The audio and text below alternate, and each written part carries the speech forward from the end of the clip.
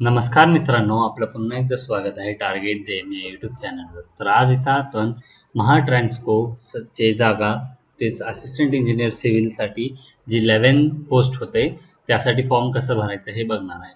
तर पहिल्यांदा तर आपल्याला त्यांच्या वेबसाईटवर गेल्यानंतर त्यांचं नोटिफिकेशन मिळेल. नोटिफिकेशनमध्ये आपल्याला त्यांची ऑफिशियल लिंक मिळेल. मी तुम्हाला ही जी लिंक आहे डायरेक्टली टेलिग्राम ग्रुपवर पोस्ट करेल.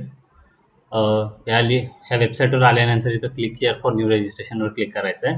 त्यानंतर आपले काही डिटेल्स इथं फिल करायचे आहेत. इथं आपल्याला आपलं पहिल्यांदा फर्स्ट नेम 2 वेळा टाकायचं आहे, एकदा कन्फर्म करण्यासाठी, एकदा मिडल नेम, लास्ट नेम आणि फुल नेम इथं ऑटोमॅटिकली येईल. त्यानंतर आपल्याला इथं मोबाईल नंबर कन्फर्म करायचा आहे.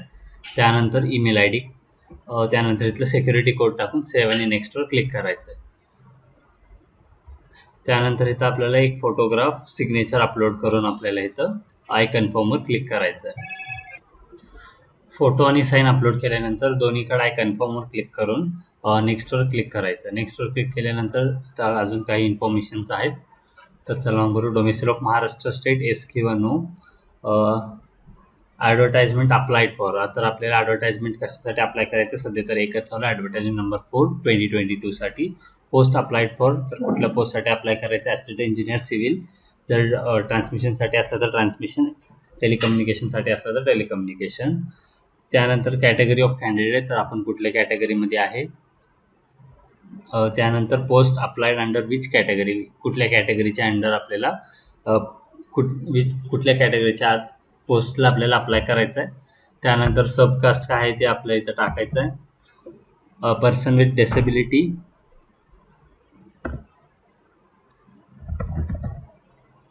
टाईप ऑफ डिसेबिलिटी इथं एस केल्यानंतर ती येईल. आर यू सफरिंग फ्रॉम, ही काही डिटेल्स विचारतात, हे सगळं देण्याची काय आपल्याला गरज नाही. जेव्हा ती डिसेबिलिटीला एस असेल तेव्हा ती ॲक्टिवेट होईल. त्यानंतर whether possessing caste certificate issued by appropriate authority of government of Maharashtra. Government of महाराष्ट्राने दिलेले कास्ट सर्टिफिकेट आहे का हे विचारतं. एस करून त्यानंतर आपल्या इथं caste certificate number, date of caste certificate, EW certificate आहे का तुमच्याकडं, whether processing caste validity certificate आहे का, हे सगळं विचारतं.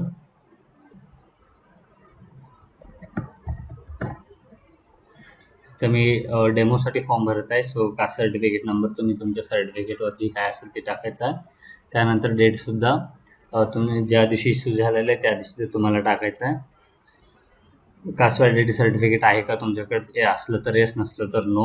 EW सर्टिफिकेट आहे का तुमच्याकडे, असलं तर येस, नसलं तर नो. असलं तर certificate number and date of issue.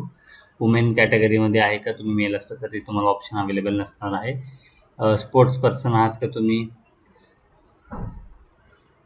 हे सगळं आपल्याला अप्लिकेबल येतो. Whether processing sports certificate issued by competent authority, तुमच्याकडे स्पोर्ट्स सर्टिफिकेट आहे का विचारतं. आपल्या प्रोफाईल जसं त्याप्रमाणे आपल्याला इथे हे करायचं आहे. कुठल्या स्पोर्ट्समध्ये तुम्ही पार्टिसिपेट केला ती सुद्धा इथं टाकायचं आहे. Whether processing recent non criminal certificate issued by the competent authority of government of Maharashtra. Government of महाराष्ट्राने इश्यू केलेलं नॉन क्रिमिनल सर्टिफिकेट आहे का तुमच्याकडं, आणि असलं तर त्याचा एक नंबर आणि डेट ऑफ इश्यू पण तुम्हाला टाकायचं आहे. रिसेंट असलं पाहिजे. 3 वर्षाचं जी मार्च 2022ला एक्सपायर होणारं असलं पाहिजे. म्हणजे ती फायनान्शियल इयर 21 आणि 22चं असलं पाहिजे. ऑर्फन आहे का ते विचारतं, येस असलं की येस, नसलं तर नो. डिपार्टमेंटल कॅन्डिडेट आहेत का तुम्ही, म्हणजे ह्या डिपार्टमेंटमध्ये कुठल्या टाईपचं काम केलेलं आहे का. त्यानंतर have you cross the prescribed upper age limit तुम्ही क्रॉस केलं आहे का. आणि नॅशनॅलिटी तुमची सेंटर ऑफ एक्झाम प्रिफरन्स, तर पहिल्यांदा तुमचं प्रिफरन्स टाकायचं आहे. कुठले कुठले प्रिफरन्स, पहिला सिटी, दुसरा सिटी आणि तिसरा सिटी.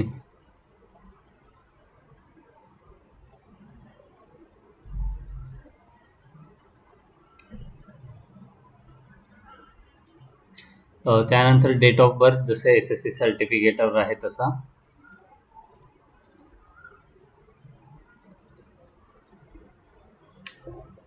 त्यानंतर जेंडर, त्यानंतर मॅरिटल स्टेटस, त्यानंतर फादर नेम, त्यानंतर मदर नेम, मॅरिड असलं तर स्पॉस नेम, नाव चेंज केलेलं आहे का कधी, नाव चेंज केलं असेल तर ओल्ड नेम आणि new name. Address, district, state, permanent address इथं विचारत आहे. करस्पॉन्डंट ॲड्रेस सेम असला तर सेम किंवा चेंज असला तर चेंज. पहिल्यांदा करस्पॉन्डन्स म्हणजे आता जिथे तुम्ही आहेत ते, आणि परमनंट ॲड्रेस तुमचं आधार कार्डवर जे आहे ती.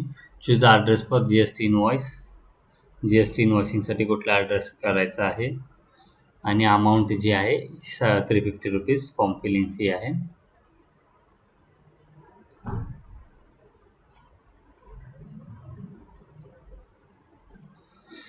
त्यानंतर validate your details verified successfully. Save and next.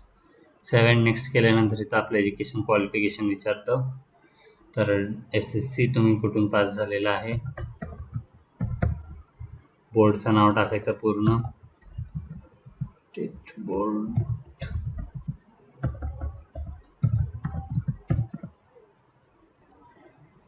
त्यानंतर सब्जेक्ट किंवा स्ट्रीम विचारतो. इथं 10th तुम्ही जनरल टाकू शकता आणि डेट ऑफ पासिंग इथं टाकायचं.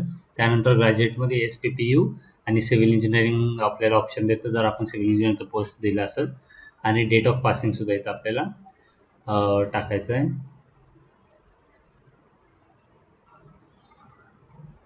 त्यानंतर इथं आपल्याला एक्सपिरियन्स होतं, डिटेल्स वगैरे विचारतं. तर लँग्वेजेस कुठले येते ती टाकायचं आहे. तर ते रीड, राईट, स्पीक येतं का ती टाकायचं आहे.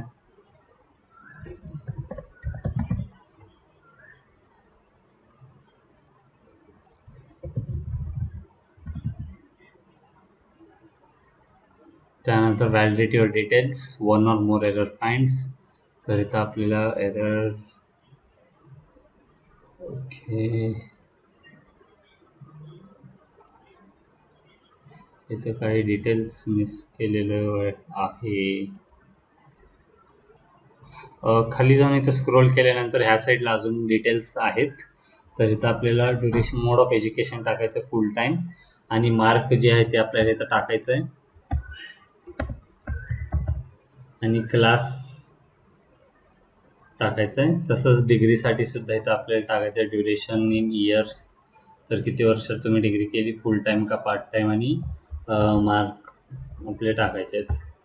त्यानंतर फर्स्ट क्लास आहे का सेकंड क्लास ते सुद्धा इथं टाकायचं आहे.